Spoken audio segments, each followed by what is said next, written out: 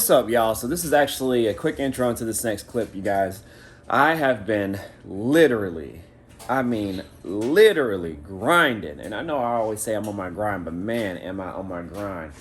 Yesterday, I dang near pulled a 24-hour day because I woke up early to go to work at 3:45, and I actually stayed up working on the car till 2 a.m. And my girl had texted me late. She goes, "I don't like you staying out there that late," and this and that. And then she was like, "No more 24-hour days." And I was like, I didn't even realize it was like 24 hours almost until she kind of said that. So, man, there definitely comes a point where you got to be like, yo, I need to take a step back and just take care of myself, man. But, I didn't realize it would be such a challenge to get this car done before this show. Now I see why I kept kind of missing deadlines. But it's a lot of work. A restoration is a lot of work. I've never done a full restoration by myself or just ever at all. I've always had cars that have been somewhat clean, and then I just like add my little touch to them. But man, it's been crazy. But anyways, I don't want to make this video terribly long, especially this intro. But anyways, this video is actually in regards to me doing something dumb, and just to get you guys some footage up leading into tomorrow, which is the show. So today I'm going to need every single minute of this day in order to try to get this car done. I'm there. I'm close, you guys, but I definitely need today. So anyways, keep it locked, you guys. Stay with me. See if I'm going to make it or not. I definitely have joked around and said this car has the spirit of Christine in it because, man, it is giving me problems every single which way you can think of. I've had problems with this car. But, so even though sometimes we take one step forward, two steps back, still at the end, we end up taking more steps forward. Progress to get this car done, you guys. So anyways, stay tuned for this next clip, you guys. Man, I can't believe I did this, but anyways, it happened. So you guys stay tuned, like, comment, subscribe, share, do all that good stuff, y'all. Let's go. All right, you guys, what it do? Your boy is back on the grind one more time, and I'm gonna try to make this somewhat quick. This is kind of just a fill-in video while I get all the other footage and everything else I need to get done in this dang car, man. This car is battling me every single which way you can as we get closer to the weekend is what I'm shooting for to show this in the Good Guy show here. But man, every single thing, everything, I'm talking every single thing battles me. Everything takes longer than it should. It's crazy, man. So with that being said, I'm dealing with the suspension in the rear end. I'm not sure what's going on. I have an idea, but it's just not working right. So it's rubbing. It's I think I know the issue, but I don't want to go into detail with it here. The wheels are made for the car, and the offset, everything is correct. It's just the coilovers set too low in the stock location, and I've been actually battling that on and off. If you guys follow my previous videos, you will know that the coilovers are actually sitting about 2 inches lower. So I have a static drop of 2 inches versus on a normal Chevelle rear end. So with that being said, I've ordered different brackets, sent some back just because I'm trying to figure out which ones work best. And I came across some brackets here a long time ago, and I should have ordered them then. But then as I kind of got more looking into them, I think they'll work. And so if that happens, then it should raise the car at least, I would say, 1 inch to 1.5 inches, and that would actually give me good clearance. And I'm still able to adjust them with the brackets and with the coilover. So I don't want to go into too much detail. I'm going to have to spend time on that tomorrow, which I should be working on other things because, man, I got so much stuff to do. Checklist is right here. I've checked off a lot of things, but there's still a lot of little things that I have to get done with this car. So anyways, I've learned a lot with this car, and this is just a user error on me. It's in regards to these fans. So I actually think, this is not 100% sure, but I'm probably about 95% sure I burnt up the outputs on or inside the ECU. So the outputs are what controls mainly the the fans.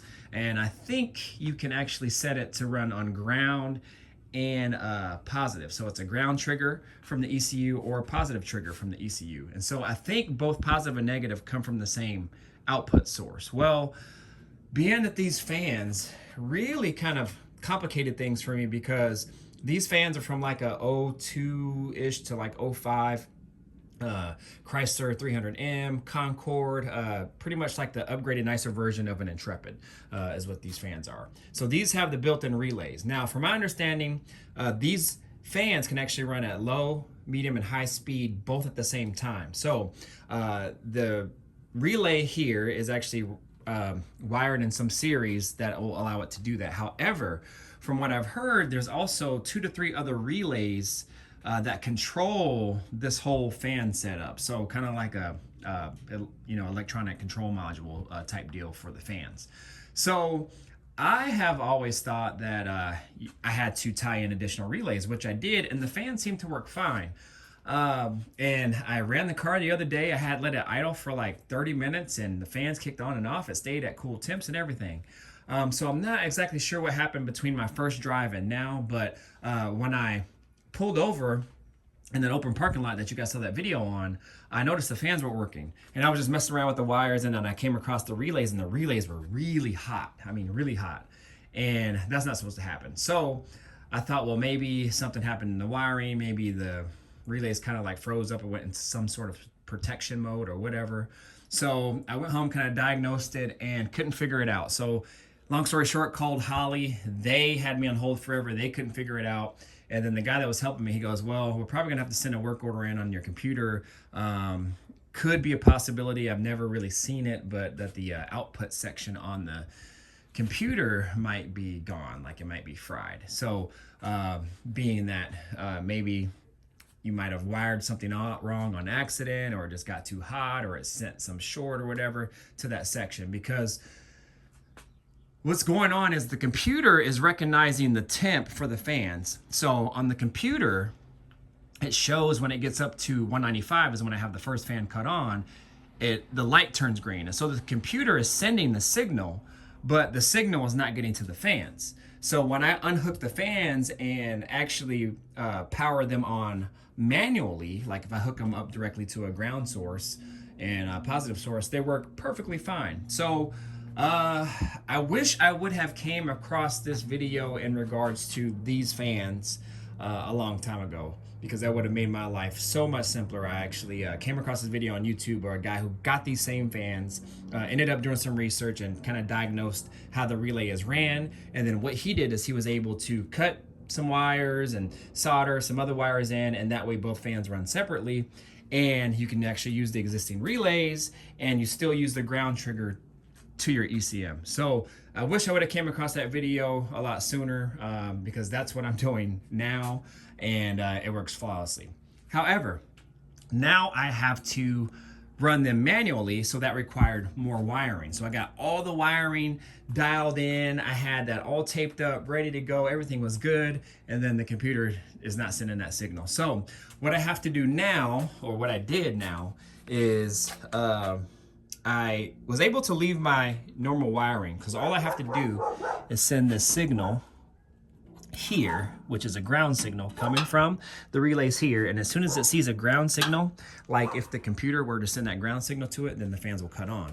So now I have to do it manually through a switch. So I had to take all the kick panels, or the kick panel back off, the seal plate, everything, do some rewiring, and then I hid the switch right there. So these kick panels are for like air dam provision. So right there, it would blow fresh air out if you pulled that handle. Well, obviously, as you guys know, I eliminated that, put a speaker there, but the hole is still there. So I thought that would be a cool location for that switch. So now when I turn it on, it completes the ground and the fans cut on.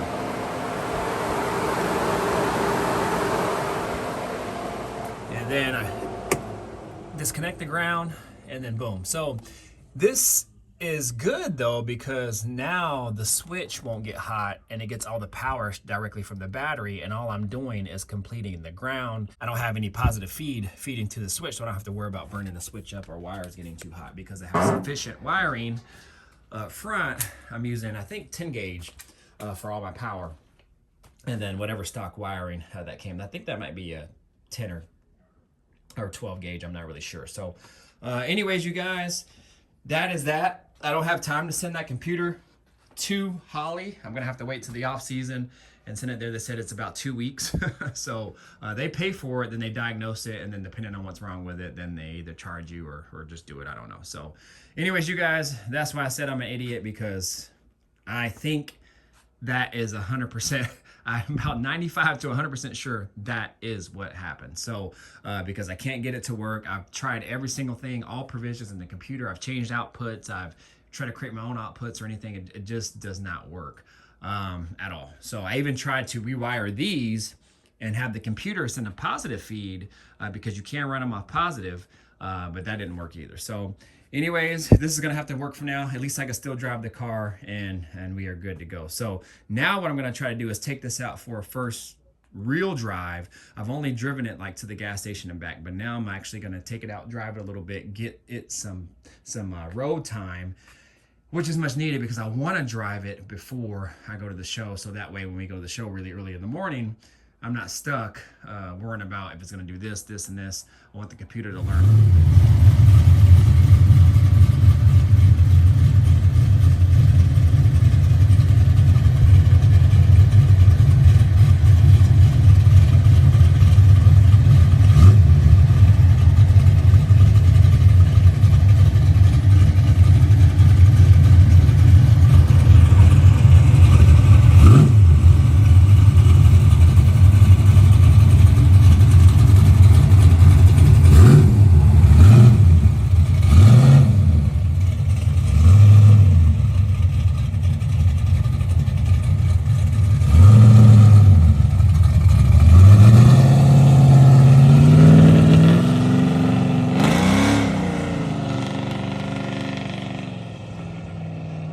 Sure if this is going to be the end of the video, or you're gonna have to wait for the next video to see some drive time on this car. So anyways, if this is it, you guys stay tuned, like, comment, subscribe, share, do all the good stuff, y'all. I am in that moment of go, go, go, crunch time. A lot of stuff to do on this car. I still got to do the door panels and some other small jobs, odds and ends. Man, this garage is an absolute mess. Ugh. But anyways, I'm gonna get out of here. You guys know what to do. Like, comment, subscribe, share, do all that good stuff, y'all. Peace.